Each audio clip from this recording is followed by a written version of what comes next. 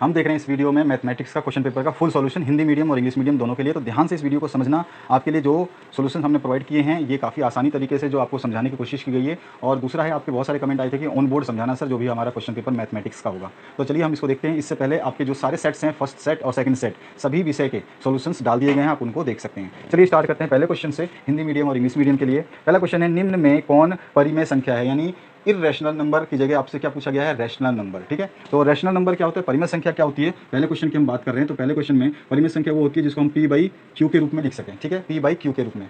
p by Q का मतलब होता है बटे के रूप में, यानी कि अपॉन के रूप में, 2/3 या 5/6 या फिर 9/15, इस तरह से हम जो संख्या लिख सकते हैं बटे के फॉर्म में, वो हमारी जो है सारी परिमेय संख्याएं होती हैं। और जिनको बटे के रूप में नहीं लिख सकते वो हमारी अपरिमेय संख्याएं होती हैं। तो चलिए देखते हैं, इसमें और भी कुछ रूल्स हैं अपरिमेय संख्याएं के, वो अलग है। तो यहाँ पर जो पहला क्वेश्चन है इसको p बाई क्यू के रूप में लिखना है, तो हम इसको सॉल्व करेंगे। देखेंगे पहला क्वेश्चन का जो पहला ऑप्शन है इसमें 2 - √5 है, इसमें बटे का कोई ऑप्शन नहीं है, तो बटा तो है नहीं। दूसरे में बटा लिखा हुआ है, इसमें लिखा है 2/7 इंटू √7, तो 2/7 लिखा हुआ है, इंटू में इसमें भी √7 है और यहाँ पे नीचे भी इंटू में √7 है। ठीक है, तो इसको हम देखते हैं कि क्या ये सही है या गलत। तो देखते हैं कि 7 से 7 आपका कट जाएगा, तो आपके पास बचा क्या, 2/7। ठीक है, इसको हम 2/7 लिख सकते हैं क्योंकि आपको दिया हुआ है ये, तो कट गया तो क्या बचा, 2/7। 2/7 हमारा क्या है, बटे के फॉर्म में आ गया, रैशनल नंबर के फॉर्म में आ गया, रैशनल के फॉर्म में आ गया, बटे के फॉर्म में, तो ये क्या हो गया, हमारा सही आंसर हो गया। तो अगर ऐसी संख्या, इसमें रूट नहीं होना चाहिए, रूट हो जाता तो ये गड़बड़ हो जाता। ठीक है, तो ये हमारा कौन सा आंसर है, ये आपका आंसर नंबर 2 जो है, फर्स्ट का सेकंड ऑप्शन जो है आपका करेक्ट है। अब हम बात करें नेक्स्ट क्वेश्चन की, तो इसमें पूछा है शून्य क्या है, शून्य क्या है, तो जीरो क्या है आपको बताना है। तो जीरो आपका जो है एक तो प्राकृत संख्या यानी कि नेचुरल नंबर तो है ही है, पूर्ण संख्या भी है यानी कि होल नंबर भी है, होल नंबर। तो इसका आंसर क्या हो जाएगा, होल नंबर, या फिर बोल सकते हैं आप इसको प्राकृत संख्या।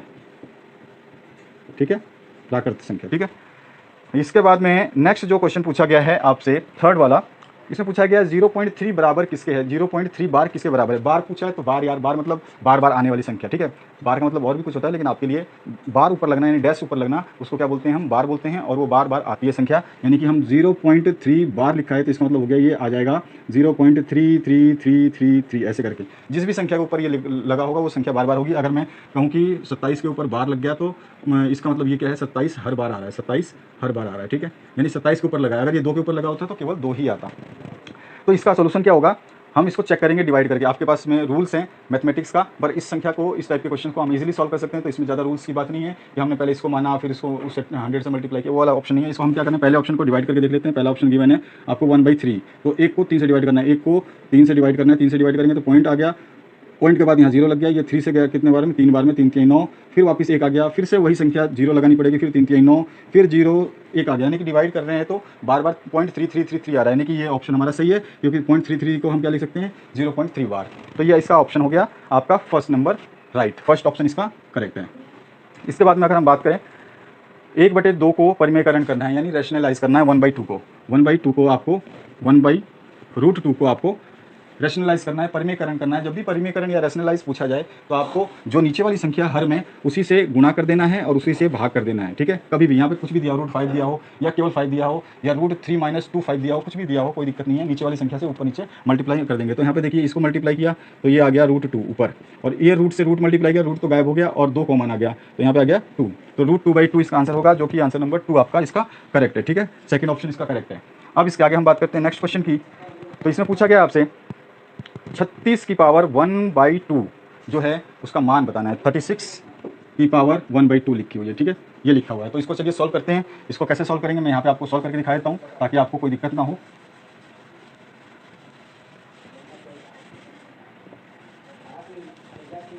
तो यहाँ पर जो है इस संख्या को सॉल्व करते हैं, तो यहाँ पे दिया हुआ है आपका 36 की पावर 1/2। ठीक है, तो सबसे पहले जब आपको ऐसी संख्या या ऐसा कुछ पूछे कि इसकी वैल्यू क्या है, तो जो आपको जिसकी पावर दे रखी है उसको क्या कर देंगे, एलसीएम कर देंगे। ठीक है, लघुत्तम ले लेंगे। तो इसका 36 का लघुत्तम अगर हम लेते हैं तो 36 का क्या हो जाएगा, 2 से जाएगा 18 बार में, फिर 2 से जाएगा 9 बार में, फिर 3 से जाएगा और फिर 3 से जाएगा। ठीक है, तो ये आ गया इसका एलसीएम, यानी कि 2 कितनी बार आया, 2, तो 2 आ गया 2 टाइम्स, 2 2 बार आया, और 3 कितनी बार आया, 3 भी 2 बार आया। ठीक है, और इन दोनों की पावर कितनी है, 1/2।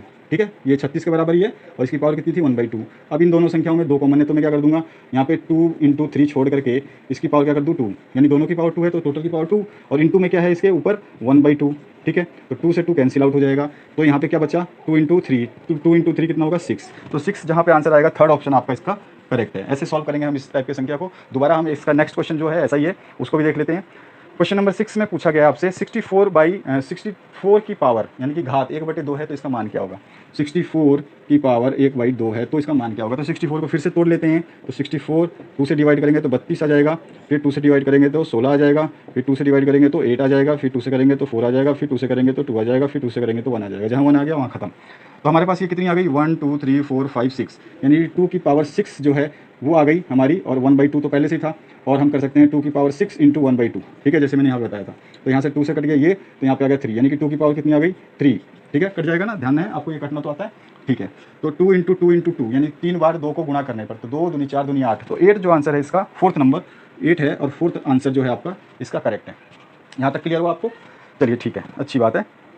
7वां जो क्वेश्चन है, निम्नलिखित में से कौन बहुपद नहीं है, बहुपद नहीं है, पॉलिनोमियल नहीं है। तो पॉलिनोमियल की एक खास बात है कि जितनी भी आपकी एक्स वाई जेड होते हैं ये सारे पॉलिनोमियल की फॉर्म में आते हैं, लेकिन इनकी जो पावर है, यानी कि अगर मैं लिखूँ, यहाँ पर लिख देता हूँ, एक्स की पावर जो है नेगेटिव नहीं होनी चाहिए, -1 नहीं होना चाहिए, -2 नहीं होना चाहिए, -3 नहीं होना चाहिए, -15 नहीं होना चाहिए, माइनस में कुछ भी नहीं होना चाहिए, ठीक है। तो आप देखें इसमें से कौन सी संख्या है जो गलती कर रही है, तो उसको देख लेते हैं। बहुपद नहीं है, यानी कि जो माइनस में आ रही है वो बहुपद नहीं होगी। मैंने बताया बहुपद में माइनस में नहीं आते हैं, पॉलिनोमियल में माइनस में घात नहीं आती है, यानी पावर माइनस में जो है नहीं आते हैं। तो इसका मतलब क्या है, तो यहाँ पर हमने देखा पहले वाला समीकरण जो है इसमें x² पॉजिटिव है, ठीक है। अगले वाले में देखा सेकंड ऑप्शन में y² पॉजिटिव है।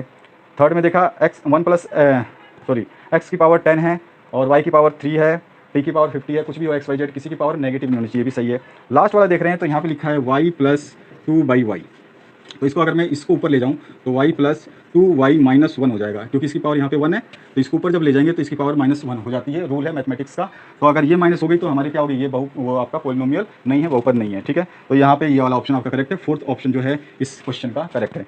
नेक्स्ट क्वेश्चन पूछा गया आपसे, निम्नलिखित में से कौन बहुपद 8वां क्वेश्चन, निम्नलिखित में से कौन त्रिघात बहुपद है।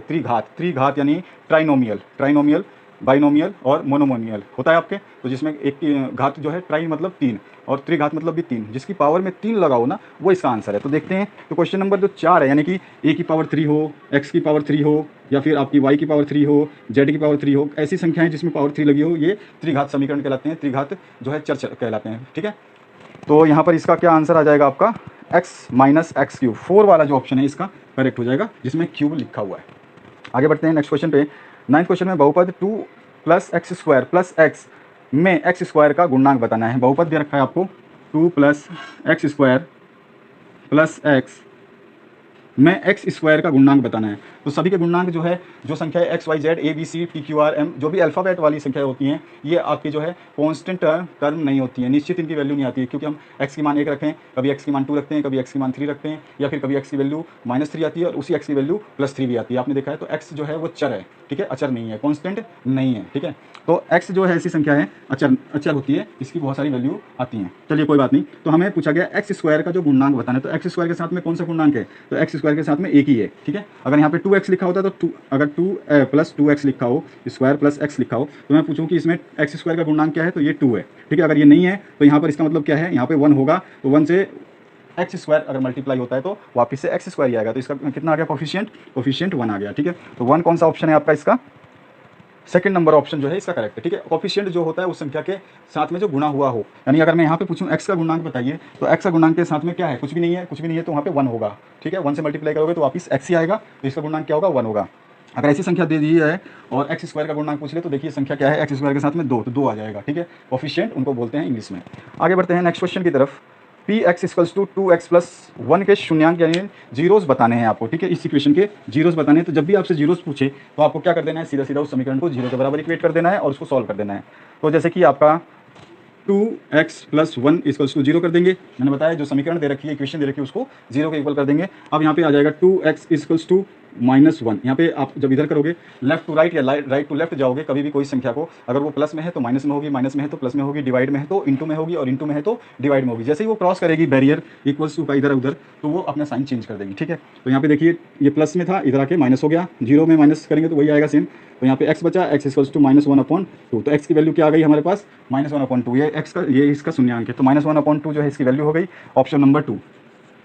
इसके बाद में नेक्स्ट क्वेश्चन जो पूछा गया है 11वां, इसमें पूछा गया है x + 1 को x+1 से 3x² cube 3x cube plus x-1 जो ये संख्या है इसको क्या करना है हमें इसका भागफल बताना है, ठीक है, यानी क्वोशिएंट बताना है। तो इससे इसको डिवाइड करना है, तो डिवाइड करने का है तो एक तो ये तरीका है, ऐसे डिवाइड कर दो। और दूसरा क्या है, मेरे को पता है कि x+1 इस दे रखा है, तो मैं निकालूंगा x की वैल्यू। तो x की वैल्यू क्या हो जाएगी, जैसे मैंने बताया, इस समीकरण को 0 के बराबर कर देंगे, इस समीकरण को 0 के बराबर कर देंगे। यहाँ से x बराबर क्या निकलेगा, -1, ठीक है, ये वाला 1 इधर आ जाएगा, -1। तो इस सभी जगह पे -1 रख देंगे और जो सोल्यूशन होगा वो वही अपना आंसर होगा। तो -1 रखते हैं यहाँ पे, तो यहाँ पे 3 × -1 का क्यूब, ठीक है, यहाँ तक ठीक है।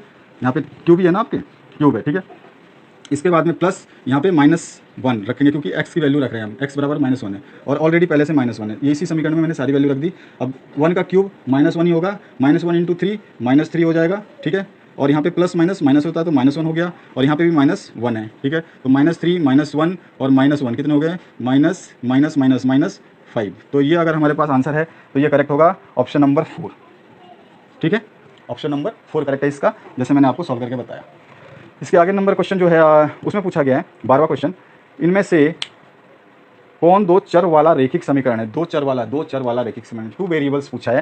तो आपको पता होगा कि x मैंने अभी बताया a से लेके z तक सारे के सारे वेरिएबल्स होते हैं, और जितने वेरिएबल्स होंगे उतने ही x y z या a b c या p q r होंगे। तो इसमें देखिए दो चर कहाँ पे, यानी कि दो वेरिएबल कहाँ हैं, यानी कि दो x और y हो। तो यहाँ पे देख रहे हैं हम, पहले में 2x + 5 है, इसमें x एक बार है। दूसरी बार देखें तो 3x + 2 है, ये भी आपका एक ही x है इसमें, और आगे वाले में भी एक x है। उससे सबसे लास्ट में देखेंगे 2x + y है, x भी है और y भी है, तो x की अलग वैल्यू निकलेगी और y की अलग। तो दो चर हो गए, यानी कि दो आपके वेरिएबल्स हो गए। वो संख्याएं जिनका मान फिक्स नहीं होता उनको वेरिएबल्स बोलते हैं, कांस्टेंट नहीं बोलते हैं, ठीक है। तो इसका जो आंसर नंबर हो जाएगा 12वें का, तो 12वें का आंसर हो जाएगा आपका 4th, ठीक है। ये हो गया। आगे बढ़ते हैं 13 नंबर क्वेश्चन पे। तो x-2 का हल है, x-2 का हल है, x-y बराबर 2 का हल है, ये आपको बताना है, ठीक है। तो x-y बराबर 2 का हल, तो आपके पास में यहाँ पे हल दिए हुए हैं, यानी कि जो ब्रैकेट में ये जो देते हैं यहाँ पे x, y होता है, ठीक है। हमारे को जो ब्रैकेट में दिया जाता है, जिसको हम निर्देशांक बोल सकते हैं, या फिर हम उसको बोलते हैं कोऑर्डिनेट इंग्लिश में। तो कोऑर्डिनेट हमेशा पहले x आता है फिर y आता है। तो हमारे पास यहाँ पे x और y दे रखे हैं, पहले में 2, -1 दे रखा है, दूसरे में 2, 4 दे रखा है, फिर 3, 2 दे रखा है, और 1, 0 दे रखा है। तो हमें यहाँ पे x की जगह y की जगह उनको रखना है, और जिससे हमारे 2 के बराबर उसका मान आ जाए तो वो हमारा आंसर होगा। तो अगर हम यहाँ पर x की जगह पहली वैल्यू जो है इसमें रखा हुआ है 2 और 1, तो यहाँ पे अगर 2 रखूँ और यहाँ पे 1 रखूँ तो ये 2 के बराबर नहीं होगा। 2 माइनस, यहाँ पे माइनस का साइन है ना, तो 2 - 1 बराबर 1 ही आया। सेकंड ऑप्शन जो है इसमें 4 रखूँ, तो इसमें इसकी जगह 4 रखा, माइनस y कितना दे रखा है, y 2 दे रखा है, तो 2, तो 4 में से 2 गया तो 2 ही आया। तो ये आंसर हमारा सही है। तो ये वाला ऑप्शन जो है जिसमें हमारा 4 और 2 दे रखा है, यानी कि x बराबर 4, y बराबर 2 दे रखा है, ये वाला ऑप्शन सही है। कौन सा है, सेकंड ऑप्शन आपका करेक्ट है, ठीक है। ठीक है, हमें सॉल्व करके देखना पड़ता है, तभी तो आप आंसर टिक करोगे। सॉल्व नहीं करना आएगा तो आप गलत कर दोगे। नेक्स्ट अगला क्वेश्चन है, दो चर वाले रैखिक समीकरण के हल होते हैं। दो चर वाले रैखिक समीकरण के हल होते हैं। तो दो चर अभी बताया मैंने, चर क्या हो सकते हैं, x होता है, y हो सकता है, z हो सकता है, a हो सकता है, b हो सकता है, p हो सकता है, q हो सकता है, अल्फाबेट कोई भी हो सकता है, ये चर होते हैं, ठीक है। तो ये वेरिएबल होते हैं और इनकी वैल्यू बहुत सारी आती है। अगर x की वैल्यू में किसी, अगर मान लो x + 1 = 2 है, अभी यही वाला ले लेते हैं कोई इस टाइप का क्वेश्चन। तो यहाँ पे अगर x की वैल्यू 1 रखूँ तो 1 + 1 = 2 हो गया, ठीक है। अगर x की वैल्यू यहाँ पर -3 रखूँ तो -3 + 1, यहाँ पे -3 रखा और +2 = 2 हो गया, वापस से यह -2 हो गया। तो इस तरह से ये बार बार हम संख्याएं बदल सकते हैं, x की वैल्यू कुछ भी रख सकते हैं। तो इसके हल कितने होंगे, x की वैल्यू अलग होगी, y की वैल्यू कितने अनंतों तक जाएगा। तो इसका आंसर क्या हो जाएगा, अनंत। ऑप्शन नंबर जो 3 है इसका राइट है, ठीक है। इसके आगे हम बात करते हैं नेक्स्ट क्वेश्चन की। तो इसमें आपसे पूछा गया है, बिंदु -3 -5 किस चतुर्थांश में स्थित हैं। तो यहाँ पे आपको एक ग्राफ दिया हुआ है, आपने अपने क्वेश्चन पेपर को देखा होगा तो उसमें ग्राफ दिखाई देगा, उस ग्राफ के हिसाब से आपको बताना है। तो ग्राफ में बना के दिखा देता हूँ एक बार, ताकि आपका स्पष्ट हो जाए। यानी कि ये आपका एक है, ये x हो गया, ये y हो गया, ठीक है। इसके आपके जो हैं, इसमें क्या लिखा हुआ है, यहाँ पे दे रखी वैल्यू 1 से लेकर 5 तक, ऊपर नीचे दाएं बाएं सब जगह। तो यहाँ पे तो 0 है, यहाँ पे 1 है, फिर यहाँ 2 है, फिर यहाँ पे 3 है, 4 है और 5 है। इसी तरह यहाँ पर -1 है, यहाँ पे -2 है, -3 है, और यहाँ पे -4 है, और यहाँ पे -5 है। इस तरह इधर भी आपके -1 है, -2 है, -3 है, और -4 है, और -5 है, ठीक है। ये संख्याएं आपको इस तरह से दे रखी है, इधर 1 है, 2 है, 3 है, 4 है, 5 है, इस तरह से आपको संख्याएं दे रखी है। और यहाँ पर आपको जो है इसको 2 से और 5 को मिलाया गया है, तो ये 2 नंबर आपका जो है इसको 5 से मिलाया गया है, और यहाँ पर इस पॉइंट का नाम C दे रखा है, ठीक है। तो इसमें पूछा गया है आपसे, सबसे पहला, बिंदु -3 और -5 किस चतुर्थांश में स्थित हैं। तो चतुर्थांश मतलब कोऑर्डिनेट, तो आपका जो है फर्स्ट कोऑर्डिनेट यह हो गया, सेकंड हो गया, ये थर्ड हो गया, और क्वाड्रेंट होता है first quadrant, second quadrant, third quadrant और फोर्थ क्वाड्रेंट। प्रथम चतुर्थांश, सेकंड और तृतीय और चतुर्थ, ठीक है। ये तो कौन से चतुर्थांश में है? -3 और -5, तो -3 तो यहाँ पर है, ठीक है, और -5 भी इसी में है, ठीक है। तो ये आपका थर्ड चतुर्थांश में आंसर है इसका। तो यहाँ पे 3 नंबर ऑप्शन जो है, ऑप्शन नंबर भी 3 सही है। इसके बाद में बिंदु सी के निर्देशांक पूछे, बिंदु सी के कोऑर्डिनेट्स पूछे हैं। यहाँ पे सी बिंदु जो है इसके कोऑर्डिनेट्स x और y कौन कौन से हैं, ठीक है। तो इसमें हम देखें तो सबसे पहले x वाली लाइन पे, तो x कितना है? -5। अभी देखा आपने यहाँ पे मिला रखा है, ग्राफ आप देखोगे तो यहाँ पे आ गया -5, कोमा y कितने पे है? तो 2 पे। तो ये आपका आंसर हो गया -5,2। तो यहाँ पे दिया हुआ है आपको फर्स्ट ऑप्शन -5,2, तो ये इसका आंसर हो गया। अब इसके आगे आते हैं हम 17वें क्वेश्चन पे। तो यहाँ पूछा गया 105 का संपूरक कोण है। संपूरक कोण मतलब आपका क्या होता है? कॉम्प्लीमेंट्री या सप्लीमेंट्री? सही समझे, अगर आपको याद है थोड़ा बहुत इंग्लिश मीडियम वालों को, तो कॉम्प्लीमेंट्री और सप्लीमेंट्री में अंतर होना चाहिए, ठीक है। तो यहाँ पर 105 का संपूरक कोण है, कॉम्प्लीमेंट्री एंगल की बात कर रहे हैं। 105 का संपूरक कोण होता है वो कोण जो मिलकर के क्या दे? 180 डिग्री दे, वो उसका संपूरक कोण होता है। तो इसमें कौन सी संख्या जोड़ी गई होगी जो 180 देगा? तो x बराबर क्या हो जाएगा? 180 माइनस ये वाला प्लस इधर है, तो इधर आ जाएगा, तो 105 माइनस हो जाएगा, और इसको हम माइनस कर देंगे, तो यहाँ पे 75 आ गया। तो इसका जो आंसर है वो कितना हो गया? 75 डिग्री, ऑप्शन नंबर 4, ठीक है। ऑप्शन नंबर 4 इसका करेक्ट है। इसी तरह से नेक्स्ट क्वेश्चन जो पूछा गया है, यदि दो कोणों का योग 90 डिग्री हो तो उस कोण को क्या कहते हैं? यानी कि 2 एंगल्स को जब हम सम करें तो वो क्या कहलाते हैं? तो पूरक कोण कहलाते हैं। यानी कि हम x एक एंगल है प्लस y एंगल है, इन दोनों का अगर सम 90 डिग्री है तो ये हमारे पूरक कोण कहलाते हैं, ठीक है, दोनों सम का। तो यहाँ पे पूछा गया दो कोणों का योग अगर 90 डिग्री है तो उसको हम पूरक कोण बोलते हैं, कॉम्प्लीमेंट्री एंगल बोलते हैं। आपका जो है 90 डिग्री के बराबर होता है। इसके बाद में हम नेक्स्ट क्वेश्चन की बात करें तो आकृति में AOB एक सरल रेखा है, x का मान आपको बताना है। आकृति में AOB एक सरल रेखा है, AOB आपकी एक सरल रेखा है। तो AOB पहले लिख देते हैं, यहाँ पर ये आ गया A, ये O और B, ये सरल रेखा है, और इसके ऊपर एक एंगल बना हुआ है, ये ऐसे एंगल बना हुआ है, और ये वाला एंगल जो है आपको दे रखा है 82 डिग्री, और ये वाला जो एंगल है ये x है। तो इस x की वैल्यू आपको बतानी है, ठीक है। तो आपको जैसे पता है कि किसी भी लाइन पे ये पूरा एंगल जो है वो कितना होता है? 180 डिग्री होता है। तो ये पूरा एंगल कितना हो गया? यहाँ से यहाँ तक 180 डिग्री। तो 180 में से ये तो आपको 82 दे रखा है, तो बचा हुआ कितना होगा? 180 में से माइनस इसको कर देंगे तो बचा हुआ ये आ जाएगा। तो हमें पता है ये x है, और ये टोटल कितना होता है? तो हम लिख सकते हैं ना, x प्लस 82 डिग्री इक्वल्स टू 180 डिग्री। सही है, इन दोनों का योग कितना होता है? 180 होता है। तो हमने लिख दिया। तो यहाँ पे x की वैल्यू क्या आ जाएगी? x बराबर 180 माइनस 82 डिग्री। तो इसको माइनस कर दो, आपका कितना आ जाएगा? 98 डिग्री, ठीक है। तो इसका जो आंसर है वो फर्स्ट ऑप्शन करेक्ट है, 98 डिग्री। क्लियर हुआ यहाँ तक? ठीक है। अब आगे हम बढ़ते हैं नेक्स्ट क्वेश्चन में। 20वां क्वेश्चन जो है इसमें आकृति में x का मान क्या होगा? फिर से आकृति में जो है आपसे x का मान पूछा है। तो आकृति मैं बना देता हूँ, आकृति यहाँ पे बना के दिखा देता हूँ, छोटी सी आकृति बना देता हूँ। इसमें क्या है? यहाँ पे एक आपका ये ट्रायंगल जैसा है, ठीक है, ये बाहर निकला हुआ है। इसमें ये x पूछा गया है, और यहाँ पर ये जो है एंगल 80 डिग्री दिया हुआ है, और ये वाला एंगल जो है 20 डिग्री दिया हुआ है। तो हमें पहले ये एंगल निकालना पड़ेगा, ठीक है। तो हमें पता चल जाएगा ये वाला क्यों निकालना पड़ेगा, क्योंकि आपने देखा अभी लाइन ऐसे है, ठीक है। इसके ये वाला एंगल हमें बताना है, तो हमें ये वाला एंगल पता चल जाए तो ये वाला इक्वेशन ऐसी हो जाएगी, ठीक है। तो हम 180 में से ये वाला एंगल माइनस ये वाला एंगल जो निकालेंगे माइनस कर देंगे, तो बच्चा वही है, आंसर आ जाएगा, ठीक है। तो हमें पता है एक त्रिभुज के तीनों कोणों का योग कितना होता है? 180 डिग्री, यानी कि 20 प्लस 80 प्लस यहाँ पे कुछ नहीं है तो हम मान लेते हैं y मान लेते हैं इसको, ठीक है, y मान लिया, कोई दिक्कत नहीं, निकालने के लिए बता रहा हूँ। आंसर तो आपको टिक करना है, तो निकालोगे नहीं तो टिक कैसे करोगे? तो इन तीनों का योग कितना होता है? तो हमें पता है 20 plus 80 plus y equals to 180 degree होता है, ठीक है। अब y को यहीं छोड़ दूँ तो यहाँ पे 180 डिग्री लिख दूँ, यहाँ से माइनस 80 हो गया, इधर आएगा तो माइनस हो जाएगा, ये 20 भी है माइनस हो जाएगा इधर आके, ठीक है। तो ये हो गया माइनस के 100, और यहाँ पे क्या बचा आपके पास 80 डिग्री, ठीक है। तो y कितना आया यहाँ पे? y कितना आ गया? ये भी कितना आ गया? 80 डिग्री, ठीक है, 80 डिग्री आ गया। अब इसको x को बताना है, तो मैंने आपको पहले बताया था पूरा कितना होता है? ये पूरा होता है 180 डिग्री के बराबर में, और 180 में से 80 हटा देंगे तो ये निकल जाएगा। तो 180 पहले तो हम इसको ऐसे कर देंगे कि ये पूरा कोण कितना होता है? 180 डिग्री होता है। तो 80 प्लस x बराबर कितना हो गया? 180 डिग्री। और इसी को हम सॉल्व कर दें तो यहाँ पे क्या हो जाएगा? x बराबर क्या हो जाएगा? 180 माइनस ये वाला प्लस है, इधर लाएंगे तो माइनस हो जाएगा, और ये कितना आ जाएगा? 100 डिग्री, ठीक है। तो इसका आंसर कितना हो गया? 100 degree, option number second correct है। अब 21 नंबर क्वेश्चन है, त्रिभुज के तीनों कोणों का योग कितना होता है? गुरुजी आप सभी को पता है, अभी बता दिया इसी क्वेश्चन में। कितना होता है त्रिभुज के, यानी कि एक ट्रायंगल के तीनों कोणों का योग कितना होता है? 180 डिग्री, 180 डिग्री, ठीक है। इसमें तो कोई थ्योरम है नहीं और कुछ बताने वाला है नहीं, तो आपको याद रखना है।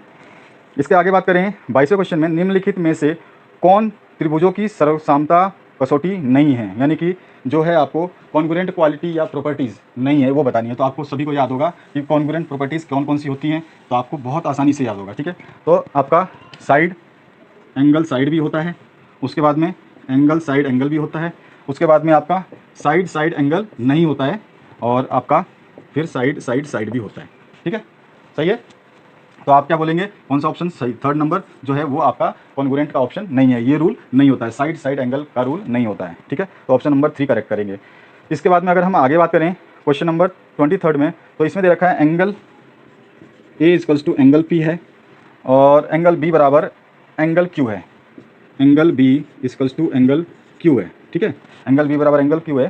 तो और ए बी बराबर पी क्यू भी है, ए बी बराबर है पी क्यू, ठीक है। तो हम एंगल पहले एंगल बना लेते हैं, मान लो ये एंगल बना लिया एक, इसका नाम लिख दिया हमने ए बी और सी, ट्रायंगल बना लिया। ऐसे एक और ट्रायंगल बना लिया जिसमें पी क्यू आ रहे हैं, तो पी क्यू और आर, ठीक है। अब यहाँ पे देखिए जस्ट ऐसे, अब आप यहाँ पे देख रहे हैं कि इसमें क्या पूछा है, एंगल ये वाला और ये वाला बराबर है, क्लियर हुआ। यहाँ पे बी और क्यू बराबर है, तो बी और क्यू भी बराबर है, यानी दो एंगल तो बराबर हो गए, अभी अभी हमने पढ़ा था एंगल एंगल बराबर हो गए। और इसमें बोला है कि ए बी ये वाली साइड और पी क्यू ये वाली साइड भी बराबर है, तो angle side angle, angle side angle, ठीक है, ये वाली प्रॉपर्टी साबित होती है।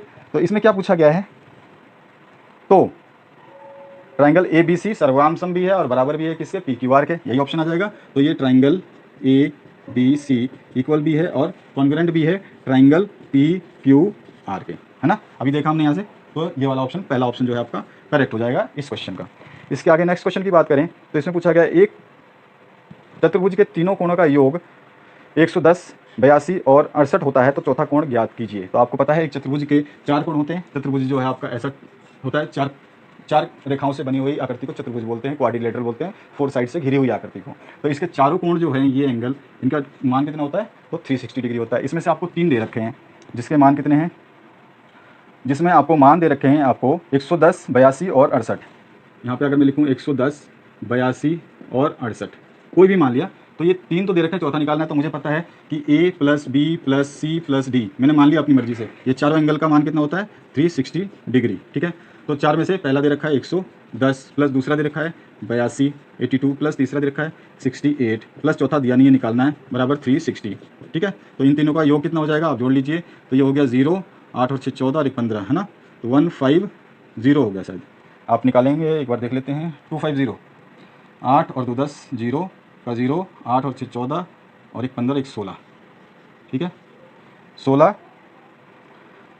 और ये वाली संख्या जो है आपकी 16 में से एक गया इधर, तो 260 हो गई, सॉरी, ठीक है, 260 प्लस डी इक्वल्स टू 360 हो गया। तो डी इक्वल्स टू क्या हो जाएगा, 360, और ये वाला 260 इधर आके माइनस हो जाएगा, 260 माइनस किया तो ये आ गया आपके पास 100 डिग्री इसका आंसर। तो ऑप्शन नंबर जो है आपका फर्स्ट नंबर, इसको आपको करेक्ट कर लेना है, ऑप्शन नंबर 1 जो है इसका करेक्ट है, ठीक है। कितना आया ऑप्शन जो है इसका आंसर कितना आएगा, 100, क्योंकि आप देख रहे हैं 260 यहाँ पे निकला है, डी यहीं छोड़ देंगे, 260 को यहाँ से माइनस कर देंगे, माइनस करते ही 360 में से 260 गया तो कितना बचा, 100 डिग्री। अगला क्वेश्चन देखते हैं। इसमें अगला जो क्वेश्चन पूछा गया है, इसमें पूछ रहा है एक समांतर चतुर्भुज ए बी सी डी में एंगल दे रखा है, तो बी की माप बतानी है आपको। समांतर चतुर्भुज बोला है, यानी कि आपको एक पैरेललोग्राम बोला है, पैरेललोग्राम आपका इस टाइप का एक पैरेललोग्राम गिवन है, ठीक है, और इसके ये एंगल और ये एंगल बराबर होते हैं, और आपका ये एंगल और ये एंगल बराबर होते हैं। अपोजिट एंगल्स इन पैरेललोग्राम या समांतर चतुर्भुज आर ऑलवेज इक्वल, बराबर होते हैं, ठीक है, ध्यान रखना, अपोजिट वाले, आमने सामने के, इधर से उधर, ऐसे नहीं बगल वाले को देख लिया, इसके बगल वाला या इसके बगल वाला, ये नहीं, ठीक है, सामने। तो यहाँ पर अगर हम बात करें तो यहाँ पे क्वेश्चन में जो दे रखा है एंगल उसको देख लेते हैं। इसमें डी जो है वो 135 डिग्री दे रखा है, तो हम लिख लेते हैं ए बी सी और डी, डी 135 डिग्री दे रखा है। तो एंगल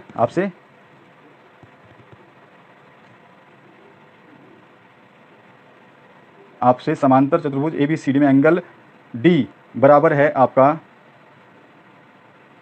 तो बी की माप बतानी है आपको, ए बी सी डी है और डी जो है आमने सामने के कोण बराबर होते हैं, ठीक है। तो इसमें एंगल आपका ये जो है ना, ये उल्टा दिया हुआ है, ये ए बी सी ऐसे ना दे करके किसी और रीजन से पूछा होगा। यहाँ पर क्या है आपका ए बी सी डी लिख रहे हैं, तो यहाँ पे ए डी और यहाँ पे सी बी लिख सकते हैं। ठीक है, थोड़ा सा इसमें क्वेश्चन में कन्फ्यूजन दे रखा है, ए बी सी डी में डी तो दे रखा है, तो डी आपको दे रखा है, तो सी भी कितना होगा 135 डिग्री। अभी मैंने बताया कि ये एंगल जितना होता है उतना ये एंगल होता है, तो दो एंगल तो हमारे को मिल गए। ये वाला एंगल अगर एक्स है तो ये भी कितना होगा, एक्स होगा, क्योंकि ये भी सामने वाले दोनों बराबर होते हैं। और इन सभी का मान कितना होता है, जैसा मैंने आपको बता रखा है, कितना होता है 360 डिग्री।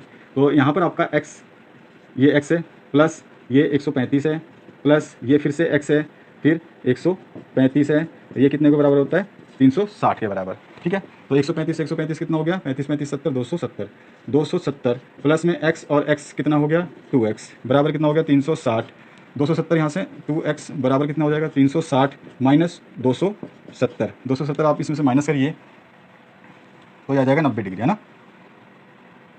90 डिग्री बराबर 2x। तो यहाँ पे x बराबर क्या हो जाएगा 90 डिग्री अपॉन में 2 से 90 कैंसिल, तो कितना आ गया 45 डिग्री। तो कितना आंसर आ गया इसका 45 डिग्री। तो ऑप्शन नंबर जो है आपका, इसमें अगर हम बात करें, नहीं, इसमें अगर हम डायग्राम सही बनाते हैं तो ये बिल्कुल क्वेश्चन, देखिए निकालने का तरीका तो यही है। अगर ये diagram A B C D, यहाँ पे ये डायग्राम हमने जो है क्वेश्चन के अकॉर्डिंग बनाना पड़ेगा, तो इसमें आंसर क्या हो जाएगा मैं दोबारा बता देता हूँ। जैसे कि एक पैरेललोग्राम में, उसमें जैसे मैंने बताया कि ये कोण और ये कोण बराबर होते हैं, और ये कोण और ये कोण बराबर होते हैं। तो अगर हम ए बी सी और डी लिखते हैं, तो अगर डी इसने 135 दे रखा है तो आपका बी भी क्या होगा 135 होगा। तो आंसर आपके पास ऑलरेडी है, यहाँ पे हमें नाम सही करना है, ए बी और यहाँ पे सी और ये डी हो गया। ठीक है, तो अगर ये ऐसे दिया हुआ है, ऐसे ही पूछ रहा है, तो हमारा आंसर 135 है। अगर वो ए बी और सी को चेंज कर देता है तो आंसर हमें 45 डिग्री निकालना पड़ेगा, जो कि ऐसा आएगा। तो आपको मेथड पता चल गया। तो आमने सामने का कोण बराबर होता है, ए बी सी डी दे रखा है, डी दे रखा है तो बी बराबर होगा। अगर ए दे रखा होता है तो सी उसके बराबर होता है। अगर ए दे रखा होता यानी कि डी दे रखा है और आपसे ए पूछ लेता या सी पूछ लेता तो हमको यही निकालना पड़ता। कुछ समझ में आया आपको, क्लियर है? ठीक है, तो आपको ये पता होना चाहिए मेथड। इसके आगे हम बात करते हैं, चतुर्भुज के विकर्ण परस्पर होते हैं। कौन से समचतुर्भुज के? समचतुर्भुज पता है आपको क्या होता है? तो समचतुर्भुज के विकर्ण आपस में क्या होते हैं, लंब होते हैं। आपको मैं दिखाता हूँ बना करके, ताकि आपको समझ में आ जाए कि मैं क्या बोल रहा हूँ, ताकि आपको कोई दिक्कत ना हो। जैसे कि आप देखेंगे समचतुर्भुज ऐसा होता है, ये आपस में विकर्ण उसके 90 डिग्री बनाते हैं, और समचतुर्भुज ऐसे जोड़ दोगे आप तो ये समचतुर्भुज हो गया। ठीक है, या फिर आप इससे बड़ा ही बना सकते हो, ऐसा भी होता है समचतुर्भुज। यहाँ पे भी क्या है 90 डिग्री। तो यहाँ पे जो आंसर आ जाएगा ऑप्शन नंबर 3, लंब होते हैं। ठीक है, नेक्स्ट क्वेश्चन है 27वां, एक ही आधार और एक ही समांतर रेखाओं के बीच स्थित समांतर चतुर्भुज के क्षेत्रफल कैसे होते हैं? तो बराबर होते हैं। यानी कि एक ये है और एक रेखा ये, एक तो ये हो गया आपका बेस। ठीक है, क्या हो गया बेस, और ये क्या पूछा आपसे, एक ही आधार यानी कि एक ही बेस और एक ही समांतर रेखा पर बने हुए के बीच बने हुए समांतर चतुर्भुज क्षेत्रफल में कैसे होते हैं। यानी जो आपका समांतर यानी पैरेललोग्राम जो यहाँ पे बनाऊँ तो इसका क्षेत्रफल, या फिर मैं पैरेललोग्राम ऐसा बनाऊँ कोई तो इसका क्षेत्रफल जो है बराबर होगा। ठीक है, इसकी जो पूरी इक्वेशन की ये है, इसकी जो इक्वेशन है वो इस पूरे इक्वेशन के बराबर होगी। ये पूरा जो है ये वाला हिस्सा, ठीक है, इसके बराबर होगी। तो दो समांतर रेखाओं के बीच में जब भी चतुर्भुज बनेंगे, चाहे वो ऐसे बने चाहे वो ऐसा बने, कैसा ही बने, टेढ़ा मेढ़ा आप जैसा ही बनाएं, तो उनके क्षेत्रफल बराबर होते हैं। दो समांतर रेखाओं के बीच में बने हुए जो चतुर्भुज है, समांतर चतुर्भुज है यानी पैरेललोग्राम है, और उसका बेस भी सेम होना चाहिए दोनों का। दोनों चतुर्भुज बनाए हैं और उसके दोनों एक ही लाइन पे आते हैं, और ऊपर वाली लाइन जो समांतर है दोनों के लिए, तो उनके क्या हो जाएंगे, जो क्षेत्रफल है यानी एरिया है वो सेम होंगे। अगला क्वेश्चन है इसमें 28 नंबर, एक समचतुर्भुज के विकर्ण 5 सेंटीमीटर और 14 सेंटीमीटर है, तो इसका क्षेत्रफल आपको बताना है। समचतुर्भुज है तो समचतुर्भुज का जो क्षेत्रफल निकालते हैं यानी कि एरिया निकालते हैं 1/2 विकर्ण यानी डायगोनल 1 इंटू डायगोनल 2, विकर्ण 1 गुणा विकर्ण 2। ठीक है, तो यहाँ पे विकर्ण नंबर 1 क्या है आपका 5 है और दूसरा है 14, तो उसका क्षेत्रफल बताना है। तो मैं अगर यहाँ पे लिखूँ 1/2 विकर्ण 1 5 है और दूसरा है 14, ठीक है, तो 2 से ये 14 कट जाएगा 7 बार में, तो 7 गुणा 5 कितना आ गया 35 सेंटीमीटर स्क्वायर। ठीक है, तो इसका जो आंसर है वो हो जाएगा आपका ऑप्शन नंबर फर्स्ट। ठीक है, फर्स्ट ऑप्शन करेक्ट हो जाएगा। 29वें क्वेश्चन की बात करें तो यहाँ पे पूछा गया, एक चक्रीय चतुर्भुज में a प्लस सी बराबर होता है, a प्लस सी बराबर होता है। चक्रीय चतुर्भुज यानी कि साइक्लिक क्वाड्रिलेटरल, साइक्लिक क्वाड्रिलेटरल में आपको बताना है a प्लस सी कितना होगा। तो मैं आपको बता दूं, एक साइक्लिक क्वाड्रिलेटरल एक सर्किल के अंदर बनता है, जिसमें सारे के सारे जो उसके कोने हैं वो जो है बाहर वाली सर्किल के टच करते हैं। ठीक है, सर्किल के इसके पैरीमीटर को यानी कि सरकमफेरेंस को, व्यास को टच करते हैं, व्यास नहीं, आपका जो सरकमफेरेंस है उसको टच करते हैं। ठीक है, परिधि को, तो इस परिधि को टच करते हैं। और इसमें एक खास बात होती है, इसके आमने सामने कोणों का योग 180 डिग्री होता है। ठीक है, इसका योग और इसको जोड़ोगे तो 180 मिलेगा, और इसको जोड़ोगे और इसको जोड़ोगे तो 180 मिलेगा। ठीक है, तो टोटल कितना हो गया 180 180 360, जो कि मैंने बताया था एक चतुर्भुज के टोटल कोणों का योग होता है। तो इसमें पूछा गया है कि ए और सी कितना होगा। तो अगर इसका नाम दूँ A B C और D, A B C D, तो इसने पूछा ए प्लस सी कितना होगा, तो अभी बताया मैंने 180 डिग्री होता है, तो हमारा आंसर हो जाएगा 180, ऑप्शन नंबर 4 करेक्ट हो जाएगा। तीसरा क्वेश्चन है व्रत की सबसे बड़ी जीवा व्रत का होता है। तो व्रत की सबसे बड़ी जीवा जो वो होती है कि व्रत के एक छोर से दूसरे छोर को टच करे, ठीक है। तो सबसे बड़ी जीवा कहाँ कह सकते हैं, सेंटर पे ही, जो कि आपका रेडियस है, और रेडियस का आगे बढ़ा देंगे तो ये आपकी जो जीवा भी हो जाएगी, क्योंकि सबसे बड़ी जीवा आपका जो है डायमीटर का जो है सेम होती है, जो डायमीटर होता है उतनी बड़ी ही जीवा होती है। और जीवा को हम क्या बोल सकते हैं, जो है कोड, ठीक है। सबसे बड़ी कोड पूछा है तो ये कोड होता है आपका, और तो सबसे बड़ी कोड क्या होती है, डायमीटर के बराबर यानी कि व्यास के बराबर। तो ऑप्शन नंबर 2 करेक्ट है इसका। इसके बाद में 31 क्वेश्चन है, पटरी और प्रकार की सहायता से निम्नलिखित कोण की रचना संभव है। क्वेश्चन गलत है ये, निम्नलिखित में से कौन से कोण की रचना असंभव है बोलना चाहिए था, इसको संभव लिख दिया है, गलत है। तो इसमें हम देखेंगे तो इसमें संभव तो 3 है और एक असंभव है। 40 डिग्री का एंगल जो है हम पटरी और प्रकार की सहायता से नहीं बना सकते। हम वो सारी एंगल्स बना सकते हैं जो 15 के पहाड़े में आते हों, यानी 15 की टेबल में आते हों, 15, 30, 45 और आपका 60, फिर 75, फिर 90, फिर 105, फिर और बहुत सारे 15 की टेबल में जो आते हैं, ठीक है। वो सारे एंगल हम पटरी और प्रकार की सहायता से बना सकते हैं, लेकिन एक और एंगल भी बना सकते हैं जो इन दोनों के बीच में आते हो, ठीक है। तो आपके 15 और 30 के बीच में 45 आता है, बना सकते हैं। और 45 और 30 के बीच में क्या आ जाएगा, तो 30 और 45 कितना हो गया आपका हो गया ये 5 और 7, 75। तो 75 डिग्री का भी हम कोण बना सकते हैं। तो इसी तरह से इसमें पूछा गया है 370 37.5, तो बिल्कुल 37.5 15 की टेबल में आता है, इसको बना सकते हैं। उसके बाद में 22.5 ये भी 15 की टेबल में आता है, ये भी बना सकते हैं। और 67.5 ये भी 15 की टेबल में आता है, ये भी बना सकते हैं। कौन सा नहीं बना सकते हैं, तो 40 डिग्री का कोण जो 15 की टेबल में नहीं आता, या इन सभी के बीच में कहीं भी नहीं आ सकता, क्योंकि इन दोनों को जोड़ करके 2 से डिवाइड करेंगे हम, तो हम देखेंगे कि ये इसके बीच में या तो डिवाइड कर दें या फिर डायरेक्ट देखें तो बीच में नहीं आता, बीच में आना चाहिए, 2 के बीच में आना चाहिए। तो बीच में ये 40 डिग्री नहीं आता इन एंगल्स में। तो आपका क्या आंसर हो जाएगा, 40 ऑप्शन करेक्ट हो जाएगा अगर ये असंभव पूछता, लेकिन इसने संभव पूछा है तो तीनों ऑप्शन करेक्ट है, 40 को छोड़ के। तो ये क्वेश्चन में मिस्टेक है। आगे बात करें हम नेक्स्ट क्वेश्चन में, तो यहाँ पे पूछा गया आपसे हीरोन का सूत्र है, हीरोन नहीं है, हीरो का सूत्र बोलते हैं इसको, फॉर्मूला ऑफ हीरो। तो ये होता है आपका S, जो कि आपने लिखा हुआ है S into bracket under root में S माइनस A, ठीक है, S माइनस B और S माइनस C, ये सारे के सारे अंडर रूट में रहेंगे और सारे के सारे आपस में मल्टीप्लाई रहेंगे। यहाँ पे S क्या है, पेरीमीटर, ये त्रिभुज है, तो इसके A साइड है, ये B साइड है और ये C साइड है, तो A plus B plus C, ठीक है। तो ये जो है आपका S हो जाएगा, और S की जगह इनको रख देते हैं, और A, B और C साइड्स हो जाती हैं, ठीक है। तो इस तरह से हम इसको निकालते हैं। इसका फॉर्मूला आपको याद रखना पड़ेगा, बहुत ही आसान है, S into S minus A, S minus B, S minus C का होल अंडर रूट, ठीक है। आगे बात करते हैं 33 नंबर, एक त्रिभुज की भुजाएं कितनी दे रखी है, 122, 120 और 22 मीटर हैं, तो परिमाप निकालना है। परिमाप मतलब सरकमफेरेंस, परिधि, ठीक है।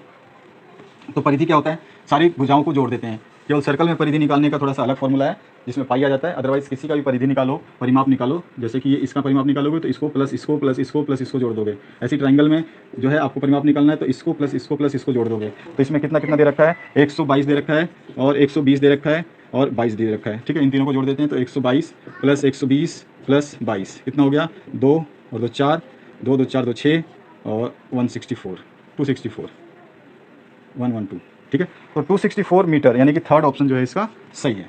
क्लियर हुआ।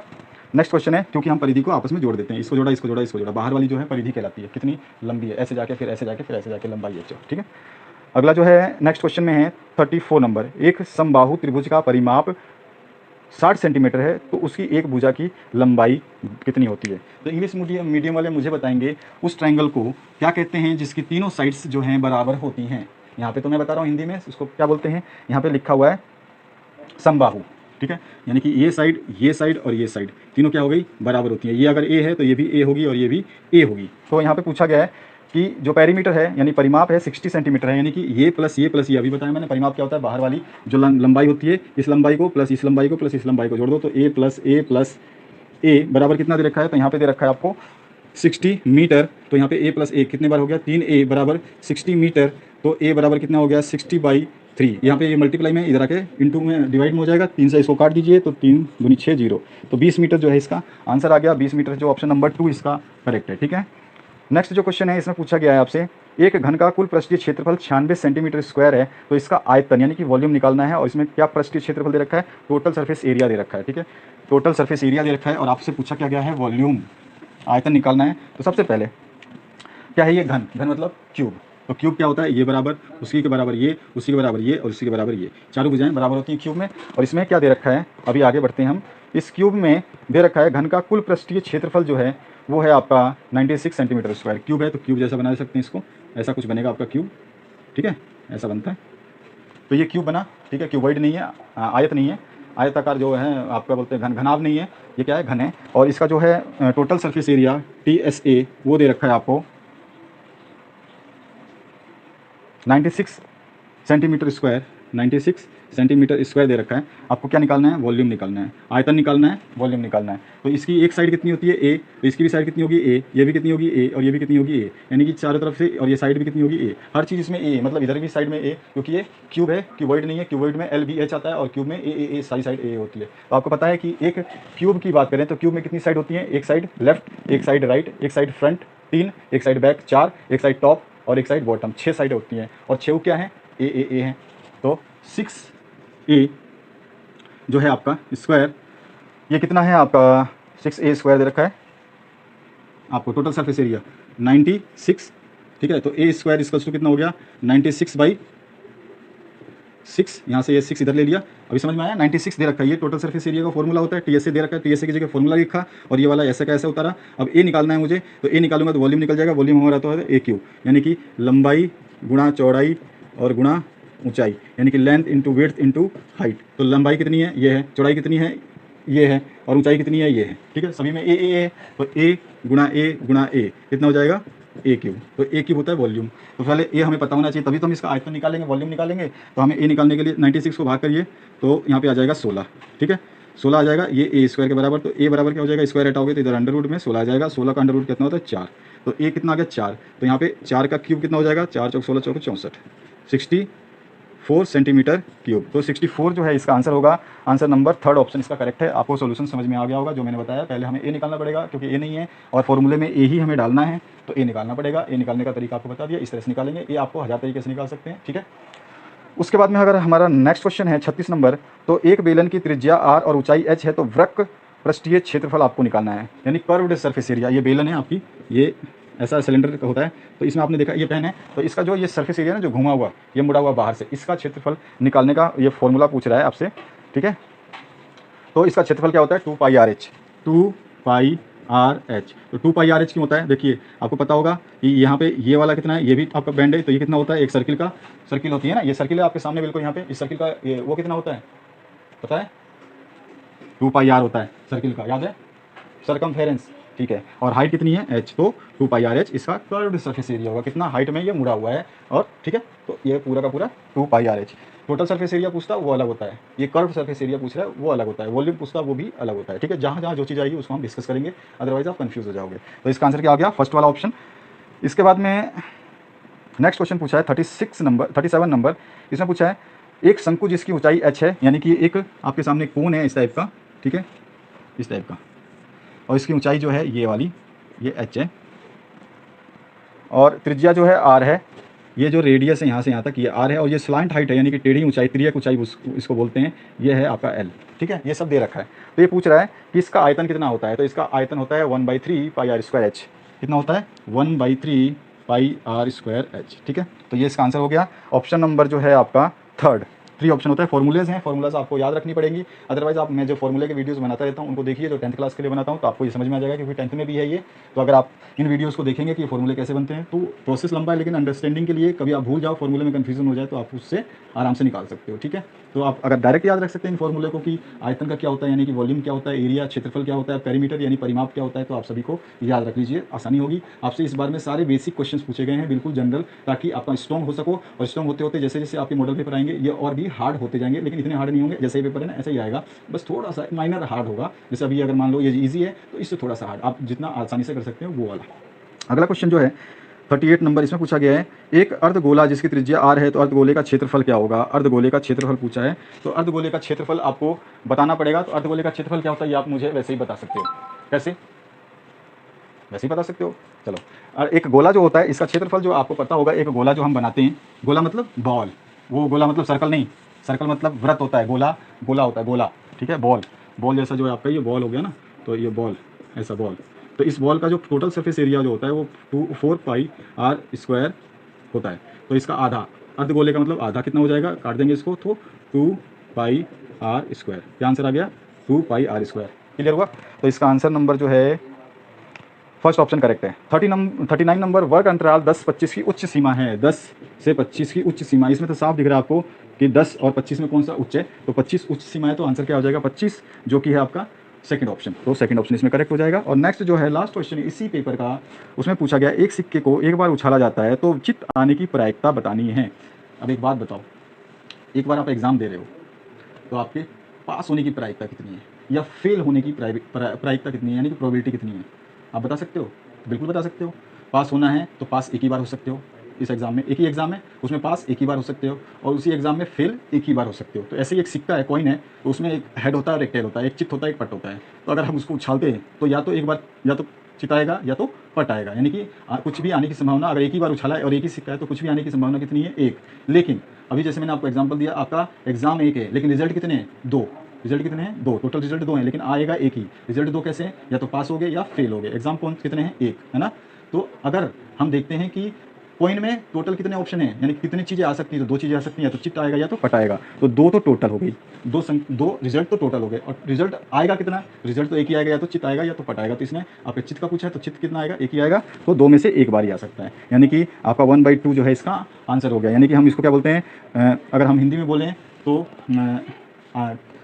आने की संभावना और कुल संभावना, है ना, ऐसा कुछ बोलते हैं कि आपका जो है कुछ भी आने की संभावना या कुछ भी होने की संभावना बटे में कुल संभावना। इंग्लिश में बोलते हैं टोटल पॉसिबल आउटकम्स, कुछ भी आने की संभावना अपॉन में सॉरी पॉसिबल आउटकम्स अपॉन में टोटल नंबर ऑफ आउटकम्स। यहाँ पे होता है पॉसिबल आउटकम्स अपॉन में टोटल आउटकम्स।